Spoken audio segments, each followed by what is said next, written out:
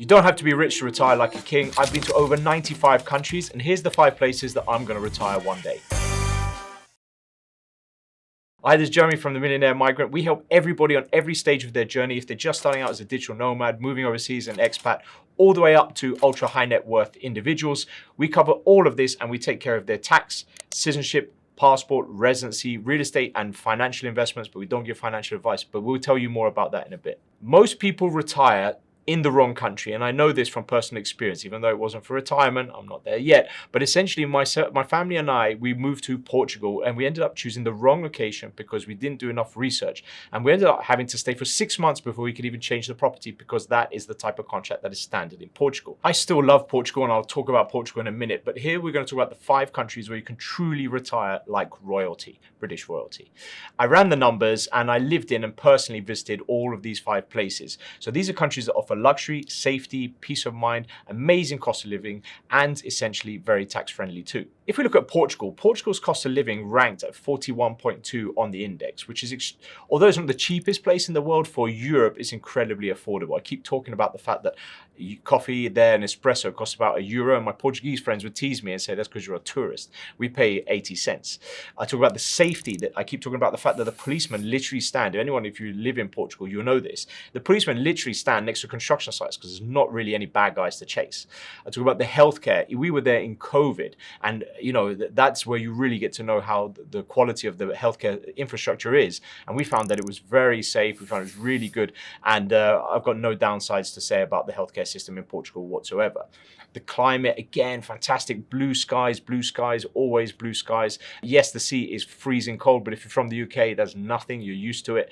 If you look at the options there for moving there, yes, there's a backlog. There's a lot of, there's loads of group chats and forums where everyone's complaining, where everything's taking a long time, but it's a victim of its own success. You've got the D7 visa, you've got the D2 visa, you've got digital nomads, you've got the NHR program, you've got the golden visa, and all of those are just attracting people time after time after time. And I think, by the way, with this judgment that's come out with Malta, you'll see that will be increasing. So don't wait, get involved in Portugal. It's going to take a while, but just bear with me. It's one of the few best places left. If you talk about lifestyle, I just think that it's not for everyone, Portugal. For us, it wasn't as good as Dubai, but I think that talks about how amazing place Dubai is as opposed to how Portugal wasn't for us. But it's got coastal beauty, historic towns, vibrant festivals, truly hospitable people. I really love it. And I think Lisbon is still today one of the most underrated, most beautiful cities, capital cities, or any cities for that matter, in the world. Next one we got is Costa Rica. Costa Rica, very tax-friendly, territorial tax. The money that you're making outside the country won't be taxed. It's only the money you're going to be making inside the country. Cost of living is very affordable. I'd say it's moderate. Right now, it's got a little bit pricey in some areas, so it's not as cheap as it once was. Safety as well, a few challenges. It's Central America, so it's got a few countries, neighboring countries, that have challenges. Healthcare is reliable, 64.3, which is a bit on the high side. The climate is, it's a tropical paradise, so if you like it, it's great. And we all know that it's incredibly famous for its sunsets, which are, to die for, to be compared with probably African sunsets, I'd say. You've got the visa program there where you can stay. It's a pensionado visa, which is essentially to show that you can be self-sufficient from $1,000 per month. And the lifestyle is very much like feet in the soil, eco-living, lush nature, friendly locals. It's something that's really attractive to a lot of people, especially if you want to be on that kind of time zone, if you're from North America and it's too cold for you and the taxes are too high. Next, you've got Panama, that right next door to Costa Rica. Again, the same part of the world, Central America. The cost of living is 43.9.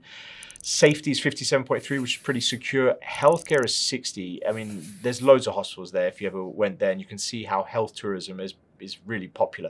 You get a lot of people coming from the US and using those hospitals. The climate, 67.8, it's a bit humid. When I went there, it was kind of like Christmas time, January, around there, so it wasn't too bad, but it can get pretty humid. If you don't like humidity, it's not for you. You've got the visa program, so that's the pensionado visa, again, $1,000 a month, but if you're doing it through the property option, it's $750, so that's very attractive for you. The lifestyle, beaches, modern city life, mountain towns, some amazing restaurants you can go go there if you really want the finer things that you might be missing from the US and the UK, Europe, and so on. It's a bit of a challenge getting to the beach on the weekends. That was a bit of a downside. I was seriously considering Panama for myself and my family, but I know a lot of expats and friends out there who are out there and they love it, because at some point, if you really want to have something else, you can go to Colombia, for example, you can go to Ecuador, you go to Galapagos Islands, you can go to Miami if you want to go in the opposite direction. Next up, we've got Spain. Spain is just it's been around for a long time. It's a very popular retirement destination. For a lot of Europeans, it's the most popular. So pretty much if you're from Scandinavia and you're paying high taxes and it's freezing cold, it makes a lot of sense to move to Spain. I personally think there's other places. Again, Portugal could be a better place to retire. Italy could be a better place to retire. Greece, but a lot of people like Spain. It's affordable. It's pretty punchy. Actually, to be honest, it says it's affordable on this index, but I think Spain is quite expensive. Obviously, if you move out of the capital cities, it's a bit less. Safety becoming a challenge, to be honest, I think in a lot of parts of Spain. Again, if you stay outside the capital cities, it gets better. It can reach 63. Healthcare, 77, world class, goes without saying. A lot of people go there to use the facilities. The climate, 92.8, which is way up there on the index, and that is a very popular contributing factor. Nobody wants to retire and live in the rain. Well, some people do, but I don't think many people do. Then you've got the visa, the non-lucrative visa. I personally know somebody, a good friend of the family, took the non-lucrative visa. Just got to show 2,400 euros a month in income, and then the Spanish government will let you take advantage of the visa, the long-term visa. And also, don't forget that if you are coming from a South American country or a former Spanish territory, such as Philippines, you can apply for nationality in as little as 2 years. Next up, you've got the lifestyle. It's a rich culture. I did a little road trip, I think it was last summer before that, went to Granada, Sevilla, Cadiz, all that kind of area. That was really nice. Sometimes you don't realize how much there is outside of obviously Barcelona. Lifestyle is festivals. You know, if you want to do the Pamplona, the Bull Run, you do La Tomatina, where they all throw tomatoes at each other. You got all these crazy fun festivals that you have. By the way, you get those festivals also in South America and a lot of other countries in the world. We went to some over the Christmas and New Year's.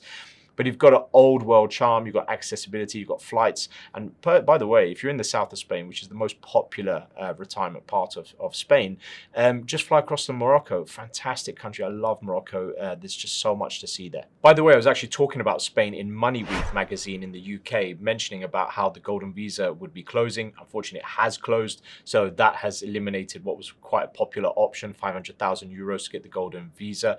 If you read the news and you see what's happening with golden visas, it is, I think it's coming to the end a little bit. I wouldn't want to alarm you too much, but Portugal went from 280, 350, it's 500. Golden visa in Greece, 250 for particular units, has gone up to 500 and even higher for particular properties. And then Spain is closed. So you get the picture. You need to move on these type of options if you want to live overseas and take advantage of different opportunities. You want to get a second passport, as I got through descent or through investment or through marriage. All of these options are becoming more and more difficult because Europe is going full steam ahead to let as many illegal immigrants can come in as possible, but turn away anyone who goes through DD and is willing to invest €500,000 to stimulate the economy. I don't know what they're up to, but I'm sure they're much smarter than I am. But what I would say is that when the Prime Minister of Spain comes out and says that he's going to tax foreigners who buy Spanish property up to 100% of the value of the property, I don't know if they really do know what they're doing. Lastly, 5 out of 5, you've got Thailand. Thailand, who doesn't like Thailand? Everyone likes Thailand. But guess what? I met one guy, and that's why I remember. He said, I didn't like Thailand. Why don't you like Thailand? And he said, well, I went there and somebody stole my wallet. It rained all the time and I got food poisoning. All right, just go back again. You'll have a good time and, you know, you'll understand why everybody likes Thailand. Cost of living is 33.7, very affordable. Safety, 63, secure. Although there's been a few times late at night you need to be careful in downtown Bangkok. Friends have told me that, not me. Healthcare, 77.5, very high. There's a lot of, again, health tourism. Climate is 70. So depends really where you are, if you want to go further north, south, for example. But all that beach life is very attractive, and the retirement visas are very, very affordable. Thai baht, you're looking at 65,000 Thai baht, which is absolutely peanuts, to be honest with you. And lifestyle, as I mentioned, the city, Bangkok is a great, great place. I was with someone for dinner last night who recently moved there, and he's having a whale of a time. I even played for an expat football team there when I was staying in Bangkok. I was effectively living in Bangkok. So good memories from there. Yeah, it's a very culturally rich place. The other thing that is really nice about living in Asia, Bangkok and Malaysia and Hong Kong, those places, Singapore, you've got really, really cheap flights. So you can just get around the place. I mean, go over to Burma. Okay, maybe now Burma's a bit spicy, but you can go up to Laos, Cambodia, you know, you go to all different types of places. And I think for me, that's a nice thing. So after a certain period of time, you just want to be able to just travel a little bit and see the area. Choosing where to retire means balancing your finances, getting the right healthcare because you're at later stages in your life and you need to be looked after, and making sure that you have a cost-efficient lifestyle, which, by the way, involves tax. Everything involves tax. So Portugal, Costa Rica, Panama, Spain, Thailand, these are the ones I've spent a considerable amount of time in every single one of them. Costa Rica, wasn't really that much time, but the rest of them I've spent a lot of time in there as I've been traveling around the world, living in different countries. But that's just because I went to those ones. Maybe if we looked at a different list, it would be different. But I think that there are more places to explore. I get a lot of feedback from a lot of my clients, but a lot of my clients, they're kind of in that stage where they just want to have a residency or an investment or a property in one of those countries, go back and forth and then try everything out. And I think that was the real thing, that when I did Portugal, was that I didn't really spend enough time trying it out before I just moved all our boxes and assets and everything over there and with the family. Millionaire Migrant can help you with this because we leverage all of this experience we've had. It's 15 years I've been in citizenship and residency by investment industry, but I have also traveled multiple countries, as I mentioned, close to 100 now. It'd be a lot more, but kids got in the way. But from my early 20s, I have visited loads of countries. I spent time in Africa, South America, Asia, but I also have a very large circle of clients who I've been looking after these years. So I get all their feedback as well. But also, I'm not working alone. I have around me behind the camera, downstairs in one of the other offices, and in the offices overseas, we have over 65 to 70 people that we can leverage all of this information, data, statistics, the network we have of corporate providers, lawyers, immigration co-counsels. Everyone is here all to make sure that everybody knows and has the full information at their disposal. This is Millionaire Migrant. Go to millionairemigrant.com if you want to get a consultation, you want to get more information, you want to sign up for the newsletter, which I promise I will be doing it as soon as I can, or reach out and get a consultation with us at millionairemigrant.com. Thanks very much. I'll see you in the next video.